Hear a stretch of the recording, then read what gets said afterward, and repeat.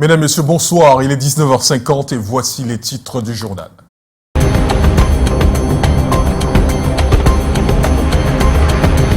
À la une ce soir, Yaoundé dément la rumeur sur le décès du président de la République. Le porte-parole du gouvernement affirme que Paul Biya se porte bien sur les plateformes sociales. Jacques Famdongo, secrétaire à la communication RDPC, et Grégoire Owuna, secrétaire général adjoint du RDPC, tensent une chaîne étrangère à la source de ces nouvelles. Pour le ministre d'État, il s'agit, je cite, d'un stratagème fantasmagorique. Une histoire tragique secoue le quartier Makepe-Misoké à Douala. Un jeune homme de 24 ans ôte la vie à sa maman. Il a asséné un coup de poignard avant de se rendre lui-même à la police. Ce repris de justice, selon des témoignages, affichait depuis quelques jours des signes de démence. Et la famille de l'élève emportée par les eaux lundi au quartier Biémassi, noyé dans la tristesse. Le corps du petit Henri a finalement été retrouvé par un homme spécialisé dans le recyclage des bouteilles en plastique ce mardi au quartier Damas, une dizaine de kilomètres du lieu où il a trébuché. Ce drame remet au goût du jour les risques auxquels sont confrontés les élèves sur le chemin de l'école. Et le ministre des Sports salue l'avancée des préparatifs de la rencontre Cameroun-Kenya. Narcisse Mouelé-Kombi l'a relevé au cours de la deuxième réunion préparatoire ce mardi à Yaoundé, tout en saluant la sérénité qui règne désormais au sein de la sélection nationale de football. Fagnon. Voilà pour les titres. Lors de la présidentielle,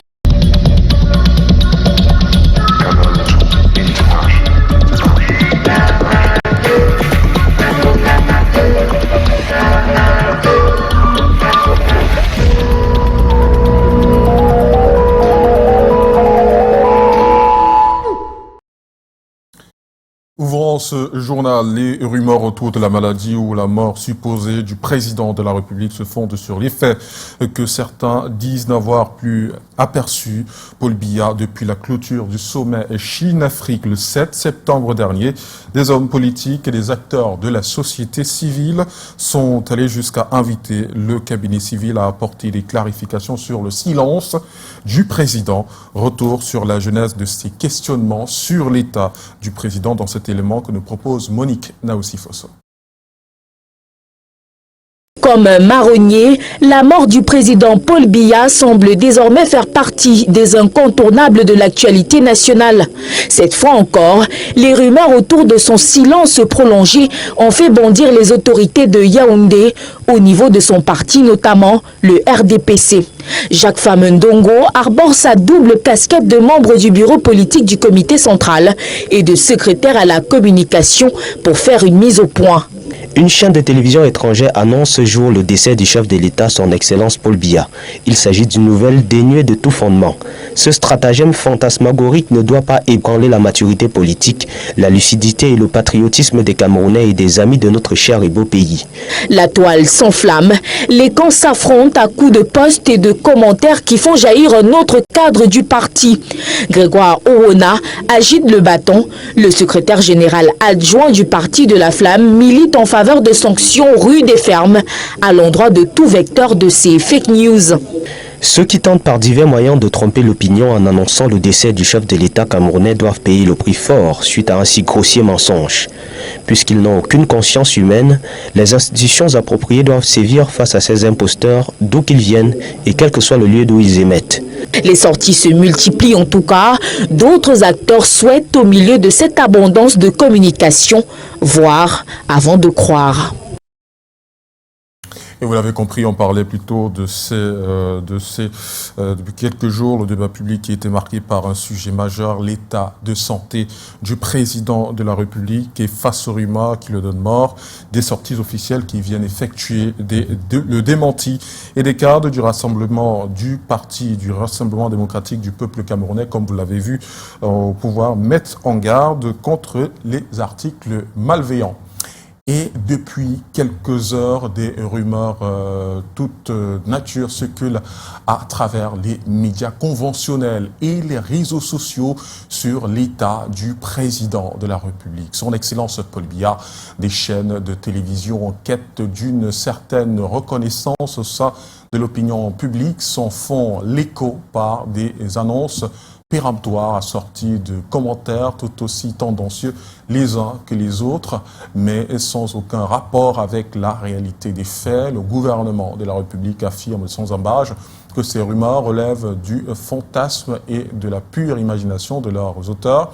Et entend y apporter un démenti formel. Le gouvernement tient à faire savoir qu'au lendemain du sommet Chine-Afrique auquel il a pris part active, le chef de l'État s'est accordé un bref séjour privé en Europe. Pour autant, il demeure comme de coutume et où qu'il se trouve attentif à l'évolution de la vie nationale. Par conséquent, le gouvernement de la République invite aussi bien les Camerounais que nos partenaires et les pays amis à ne point se laisser distraire par des manœuvres de désinformation, d'instrumentalisation et de déstabilisation orchestrées par des groupuscules et des individus pernicieux à des fins inavouées. Au demeurant, le chef de l'État se porte bien et rejoindra le Cameroun dans les tout prochains jours. Communiqué signé du ministre de la Communication, porte-parole du gouvernement, René Emmanuel Sadi. Et je vous le disais il y a quelques instants, les rumeurs autour de la maladie ou de la mort supposée du président de la République se fondent sur le fait que certains disent n'avoir eu aperçu Paul Biya depuis la clôture du sommet Chine-Afrique le 7 septembre dernier. Des hommes politiques et des acteurs de la société civile sont allés jusqu'à inviter le cabinet civil à apporter des clarifications sur le silence du président. Retour sur la genèse de ces questionnements sur l'état du président dans cet élément que nous propose Monique Naossi-Fosso. Après le sommet Chine-Afrique auquel le président Paul Biya a pris une part active, il est depuis lors absent aux événements pour lesquels il a été annoncé. Pas de trace du chef de l'État du Cameroun à la 79e Assemblée générale des Nations Unies tenue les 22 et 23 septembre à New York. La curiosité de ses concitoyens est davantage attisée par son absence au sommet de la francophonie tenu du 4 au 5 octobre en France. Il a été représenté à ces deux événements successifs. Du 7 septembre au 7 octobre, cela fait exactement 30 jours de silence radio sur l'activité du président de la République. Ce 8 octobre, le parti politique de l'opposition UDC monte au créneau pour s'en inquiéter. Aucune information officielle n'est donnée au peuple souverain sur la situation ou la position du président de la République. À date, son Excellence Paul Biya n'est toujours pas revenu au pays pour continuer à assurer ses hautes fonctions. En rappelant que le président de la République est la première institution du pays et appartient au peuple souverain, qui a le droit légitime de connaître à tout moment et en toutes circonstances la situation de sa position physique. Des silences, celui-ci ne sera pas le premier. En 2020, alors que des spéculations identiques couvaient, il était de retour 38 jours après. Ou encore le cas similaire de 2004. Comparaison n'étant pas raison, l'absence d'une communication officielle faisait le lit de la désinformation, surtout à l'ère des réseaux sociaux. Et dans un communiqué qui nous parvient à l'instant, le cabinet civil de la présidence de la République tient à rassurer tous nos compatriotes, ainsi que la communauté internationale sur l'excellent état de santé du chef de l'État qui travaille et vaque à ses occupations à Genève, d'où il n'est jamais parti depuis son arrivée en provenance de Beijing. Le 7 octobre était jour anniversaire de la présidentielle du 7 octobre 2018, un souvenir qui tombe dans un contexte bien précis. Nous sommes à quelques mois de la prochaine élection présidentielle et bien plus, qui convoque une analyse de la scène politique après le 7 octobre 2018. Que sont-ils devenus les acteurs, les alliances, les programmes politiques, le peuple? Parole aux analystes dans cet élément que signe Janice Kamga et Serge Alain-Zébou. Lors de la présidentielle du 7 octobre 2018, la scène politique est animée d'abord par des candidats, 8 au total, face à Paul Biya, qui rempile haut la main depuis 1982. Vous avez un Cabral Libye que les gens n'attendaient pas, qui devient candidat et il est le Benjamin de cette élection. Ça attire les jeunes qui sont majoritairement sur les réseaux sociaux et du coup le combat devient rude. Vous avez un Maurice Kamto qui sort et se positionne comme l'adversaire de Paul Biya. Ça donne un engouement au niveau de la scène politique. On a le président Paul Biya qui a été élu et donc qui parle à travers ses actes. Vous avez Joshua Oshi du SDF. Nous avons aussi Serge Espoir Matomba. Depuis, si Adamou Ndamjoya de l'Union démocratique du Cameroun et le candidat pentecôtiste Franklin Difford du mouvement citoyen national camerounais ont été rappelés à Dieu, les autres restent visibles et présents, surfant sur les acquis de leur participation à ce scrutin. Maurice Kamto a été réélu à l'issue d'une convention de son parti. M. Joshua aussi a même été confirmé et réélu cette fois-là parce qu'il n'était pas président du SDF lorsqu'il était candidat en 2018. Cabral Libi a régulièrement été réélu. Du côté de l'électorat, force est de constater que le clivage né de cette échéance s'est émoussé au fil des années. Mais peut-on en dire autant du repli identitaire dont les symptômes minent encore l'espace public camerounais? Je crois que certains ont compris que c'était un peu de la manipulation. Je crois qu'il est temps pour que les Camerounais sachent que c'est le bulletin de vote qui fera changer l'actuel régime. Autre question, que reste-t-il des programmes politiques des candidats, à l'instar des grandes opportunités, slogan jadis scandé par le parti au pouvoir? Indépendamment de cette année 2024, depuis pratiquement 2018, ce n'était que à travers justement les émissions de télé que l'on pouvait regarder les différents mandataires de ces formations politiques parler justement des problèmes qui minent la société. Et en matière d'animation, en matière de mobilisation, véritablement, c'est un échec. Il y en a qui ont commencé à démontrer qu'ils peuvent changer. J'ai suivi une réédition pour le libéralisme communautaire. J'ai suivi un nouvel ouvrage, ce que j'ai vu de Cabral Libi. Il y a des ouvrages programmes qui seront même proposés par la jeunesse du Rassemblement démocratique du peuple camerounais. Parce que même au sein du RDPC, il y en a qui veulent le changement. Pas ou très peu de changements, donc au final, malgré quelques évolutions, les figures politiques qui se sont déjà prononcées jusqu'ici, en solo ou sous la bannière d'une alliance, sont déjà connues du grand public. La grande inconnue, à quelques mois seulement du scrutin, reste celle de savoir si Paul Biya sera une nouvelle fois le candidat du RDPC. Lui-même a affirmé y réfléchir le 26 juillet 2022. Dans l'actualité également, le corps décapité d'une jeune fille retrouvée dans une poubelle au quartier Borne 10 à Douala. Il a été dissimulé dans un sac par ses bourreaux. La victime n'est pas connue du coin et jusqu'ici aucune information ne filtre sur les circonstances de ce décès de trop qui remet au goût du jour une insécurité sans cesse croissante dans la ville de Douala. Cyril Kouakab et Henri Tina, reportage. Tué puis enfoui dans un sac avant d'être jeté dans cette poubelle au lieu d'Ibonne 10 à Douala. La jeune fille encore non identifiée serait âgée d'une vingtaine d'années. Son corps a été découvert dans l'après-midi de ce 8 octobre 2024 par un ramasseur de ferraille. C'est-à-dire les gars qui cherchaient les fers et autres, les cartons et tout. C'est-à-dire il a vu un gros sac à la poubelle. Il est venu couper la tête du sac en espérant trouver soit les cartons dedans, soit les fers. Malheureusement, il a découvert que c'était le corps d'une jeune fille. La veille, une riveraine confie avoir entendu deux jeunes hommes molester une jeune fille. Mais prise de peur, elle a dû poursuivre son chemin. J'ai vu les deux jeunes gars là, dans la nuit, autour de 20 h comme ça. Bon, ils l'ont arrêté jusqu'à lui demander que tu fuis pour aller où? Tu veux fuir pour aller où?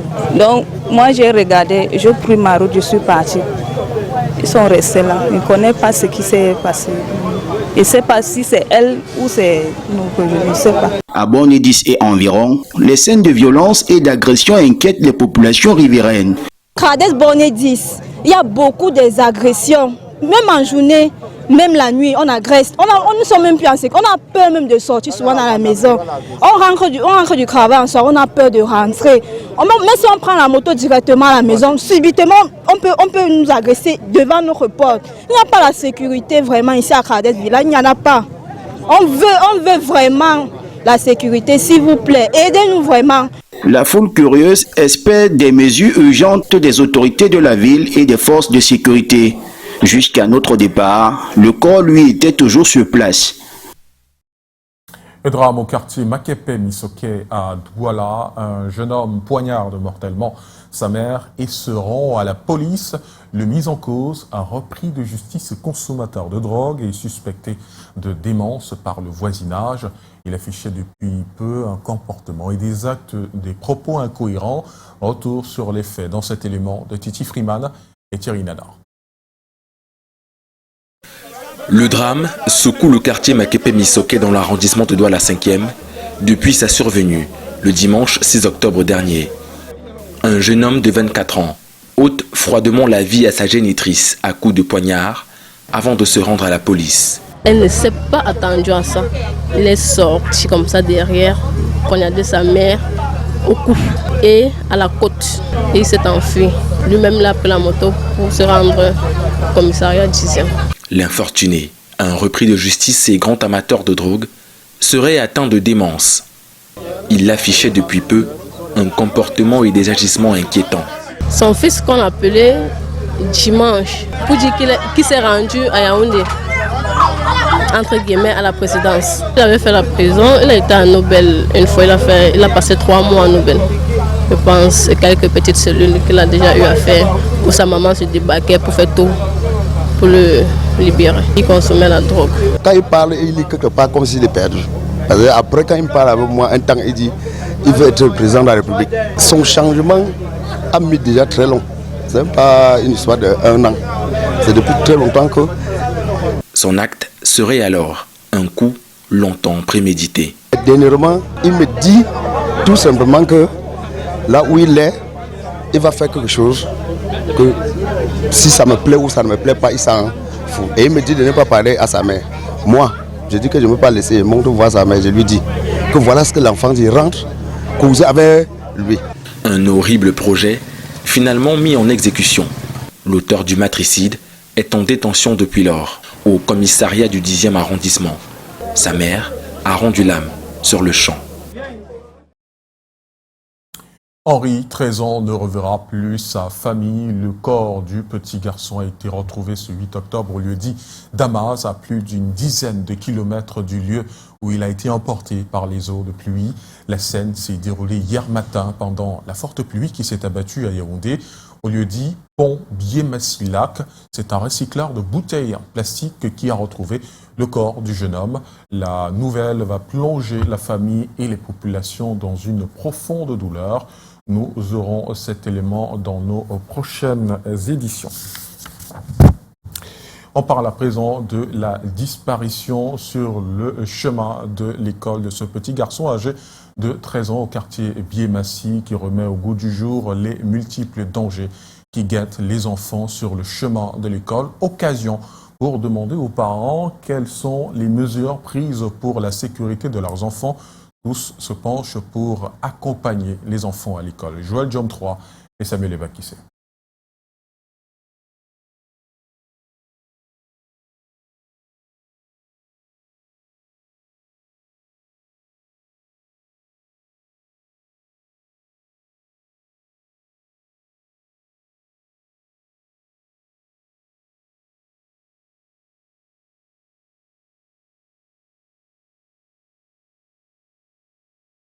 Dans les rues de Yaoundé, difficile de voir des enfants de la maternelle seuls sur le chemin de l'école. En revanche, il n'est pas rare de croiser des plus petits accompagnés de leurs aînés du primaire. Pour la majorité des parents rencontrés ce 8 octobre, il faut resserrer la vis, surtout en cette saison de pluie. Lorsqu'il pleut là, surtout pour le gamin, il doit être accompagné par les parents jusqu'à l'école. Accompagnons nos enfants à l'école, surtout quand il pleut. Certains parents vont même plus loin et préfèrent qu'en cas de forte intempérie, que les enfants restent à la maison. Et il y a même des moments que quand il pleut même, ça ne vaut pas la peine que l'enfant sorte de la maison. Dans un contexte où les motos sont très souvent impliquées dans des accidents, d'autres tirent la sonnette d'alarme sur ce mode de transport. Demande aux enfants de ne pas trop emprunter les motos. Parce que je vois les motos prendre 4-5 enfants. Et c'est la cause de beaucoup d'accidents. Et certains parents même mettent 4 enfants sur une moto. Certains parents mettent tous les 4 enfants sur une moto. Les motos qui roulent à tombeau ouvert avec l'état de route actuel. Face au phénomène d'enlèvement qui a fait son lit dans les villes camerounaises, les parents privilégient le dialogue avec leurs enfants, question d'attirer leur attention sur les bons gestes. De ne pas aller avec les inconnus, de ne pas prendre, goûter n'importe quoi, ne pas manger les choses des gens qui ne connaissent pas. Parce qu'il y a le phénomène de drogue, on drogue les enfants pour les amener. Sur le chemin de l'école, les enfants sont exposés à de multiples dangers. La sécurité de ces êtres innocents est une affaire de tous. Revenons donc sur le cas du Henri, 13 ans, qui ne reverra plus sa famille. Le corps du petit garçon a été retrouvé ce jour au lieu-dit Damas, à plus d'une dizaine de kilomètres du lieu où il a été emporté par les eaux de pluie. Joël Diom 3 et Samuel Ebakissé. La famille du petit Henri a presque élu domicile ici, sur le pont de Biémassilac, lieu où le garçon de 13 ans a été emporté par les eaux de pluie folles sur le chemin de l'école ce lundi 7 octobre. Ce matin, 8 octobre, l'angoisse et les mines tristes sont évocatrices. Ils le savent, les chances de survie de leurs gamins sont quasi nulles. On appelle même la sapeur-pompier, mais il ne vient pas. C'est la famille qui fouille partout, on ne trouve pas aussi. Donc je prie seulement Dieu, si Dieu est là-bas au ciel, il m'aide seulement à retrouver mon enfant. Le coup de fil couperait retentit quelques minutes plus tard. Sous les regards effarés de la foule massée, le corps de l'enfant a été retrouvé à une dizaine de kilomètres. La famille sur des motos et des pick-up de la mairie de Yaoundé 6e prennent la route. Le corps du petit Henri est formellement identifié dans les marécages du quartier Damas par les membres de sa famille. C'est ce recycleur de bouteilles ayant requis l'anonymat qui est tombé sur la découverte macabre. C'est en cherchant le placer donc qu'on retrouve le corps du petit. Donc c'est comme ça donc on a fait appel à la famille. La famille est inconsolable. À la vue du corps inerte et drapé de son fils, le père ne tient plus debout. Je ne peux plus parler. Je ne peux plus parler.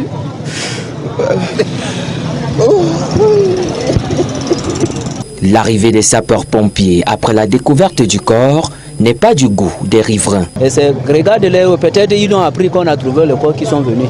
Sinon ils ne devraient pas venir. La municipalité s'engage à accompagner la famille en détresse.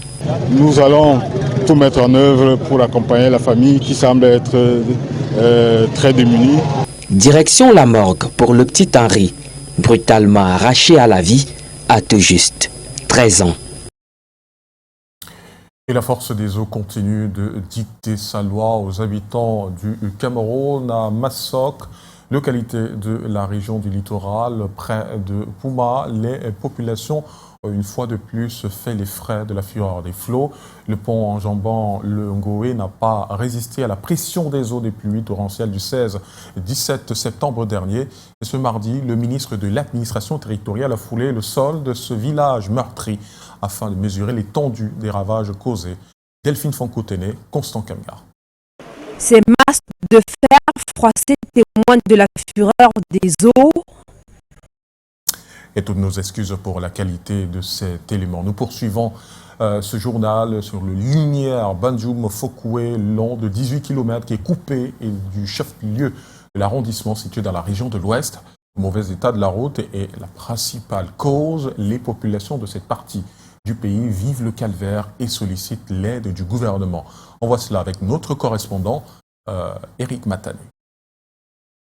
Les populations souffrent et crient au secours à l'endroit du ministre des Travaux publics pour apporter une solution à l'accès au village de Bandoum, localité située dans l'arrondissement de Fokoué, département de la Ménois, région de l'Ouest Cameroun. Nous avons besoin des routes, nous avons besoin d'un assainissement complet, nous avons besoin de toute une phase de recasement et de reconstruction. La difficulté ici est grande, au point où ces populations qui viennent de recevoir le don du couple présidentiel ont de la peine à acheminer ces présents dans leur village, la route étant impraticable. Le chef de l'État a écouté les cris des populations de Fokoué. Un bon père de famille et Maman Chantal, en bonne mère de famille, sont venus secourir ces populations-là.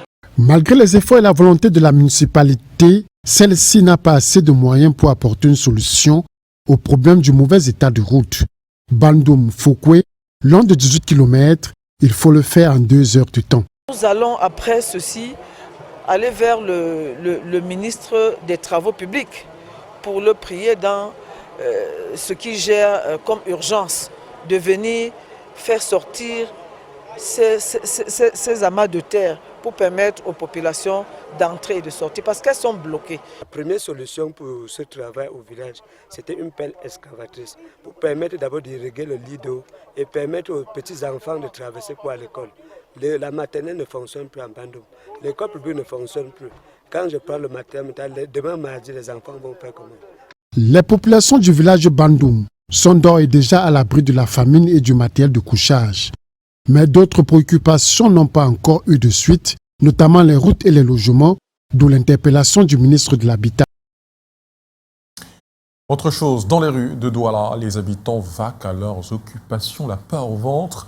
Les précédentes attaques des présumés microbes et les agressions ont changé le mode de vie de certains riverains, tandis que d'autres ont gardé les leurs. Ils demandent au pouvoir public de trouver des solutions pour éradiquer l'insécurité à la métropole économique. Reportage Haroun Nazira et Thierry Nadar.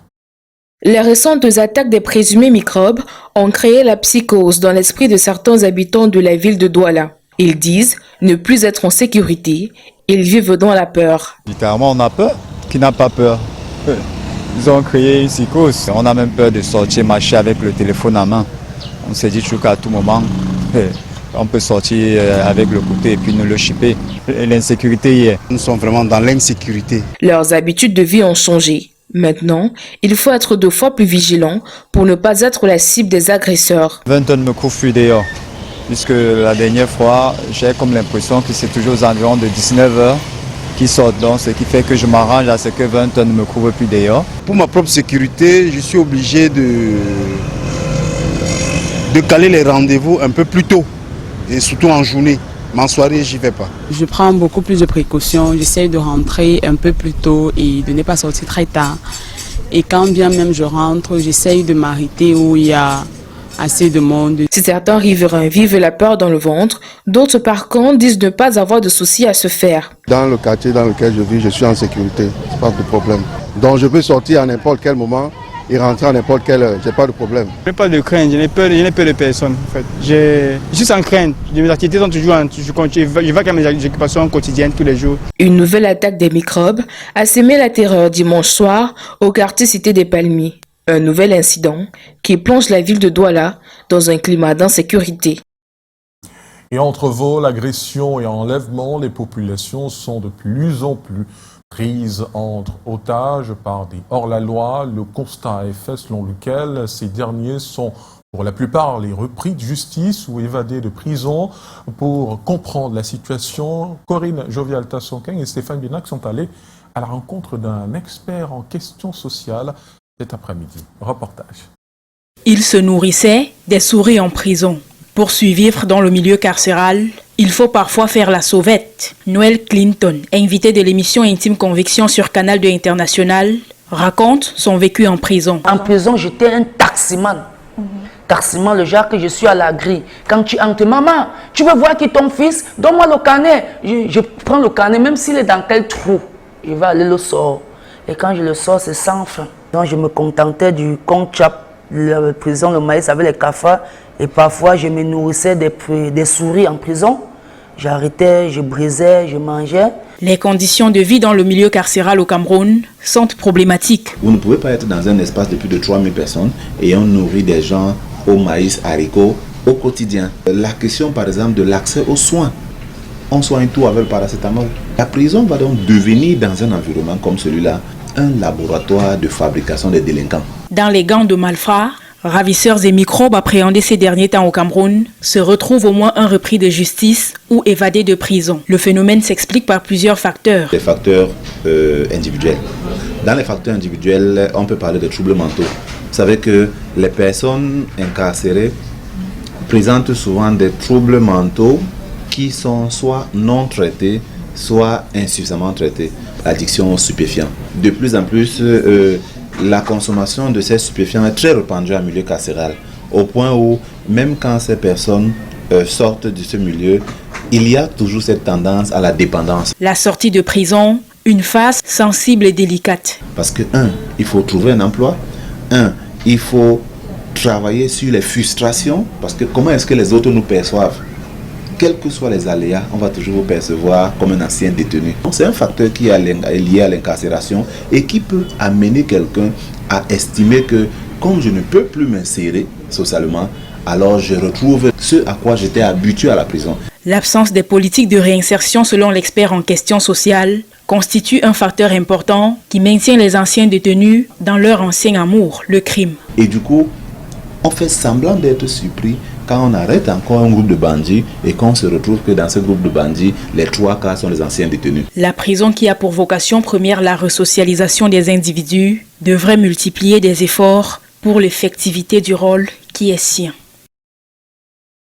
Parlons de sport à présent. Le ministre des Sports a présidé dans les rues les services dans ce service la deuxième réunion préparatoire à la double confrontation contre le Kenya. Y prenaient part les représentants et administrations partenaires ainsi que la vice-présidente de la Fédération camerounaise de football, Céline Eko, en saluant le niveau très avancé des préparatifs des deux rencontres. Narcisse Moelin Combi s'est également réjoui de la sérénité qui règne désormais autour des Lions indomptables et a appelé à préserver l'esprit d'unité et d'union sacrée de tous les acteurs de football. Je vous propose de l'écouter au micro de Daniel Anissé-Boudier et Michel Foucault. Des hommes, c'est dans l'esprit des hommes qu'il convient d'ériger des défenses pour la paix. Nous voici donc ensemble, une fois de plus, autour d'objectifs, d'idéaux nobles qui doivent être portés, charriés, édifiés à travers le sport, à travers les Lions indomptables, à travers le football. Aussi en appelons-nous donc à une union sacrée de tous les acteurs, notamment la FECAFOOT, le staff d'encadrement technique réaménagé des Lions indomptables, afin que les uns et les autres travaillent dans de parfaites synergies avec pour seul objectif l'atteinte des valeurs nobles que véhicule le sport. Et le ministre des Sports qui était au micro de Daniel Anissé-Boudier que nous espérons avoir avant la fin de ce journal sur les dernières nouvelles de la tanière des Lions indomptables. On poursuit ce journal. En Guinée-Conakry, l'opposition dénonce une transition sans fin. Au Mozambique, les électeurs iront aux urnes demain pour élire leur président. Et en France, un Camerounais jugé pour contestation du génocide rwandais. Lille Piedou, Calvin Teka, Mescalmanda.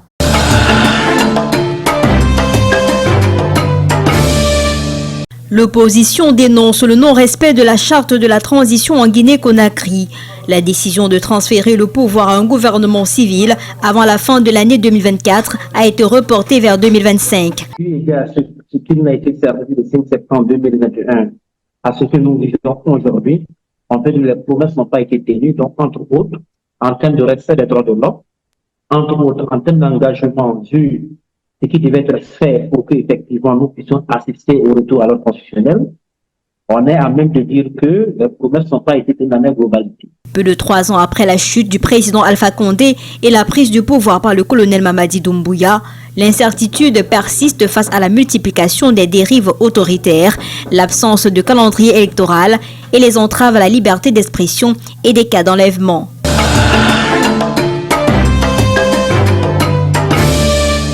Qui succédera au président Filipe Nyusi après 2 ans à la tête du Mozambique. Près de 17 millions d'électeurs sont attendus aux urnes ce mercredi pour élire leur président. 250 membres du Parlement et des assemblées provinciales. Le parti Frélimo au pouvoir a présenté David Chapeau comme candidat. En face, Venancio Mondlane du Podemos et bien d'autres. Les candidats ont promis de s'attaquer aux problèmes du développement, d'insécurité, du chômage et de la faim. Les résultats officiels seront annoncés par la Commission électorale nationale après 15 jours et validés par le Conseil constitutionnel.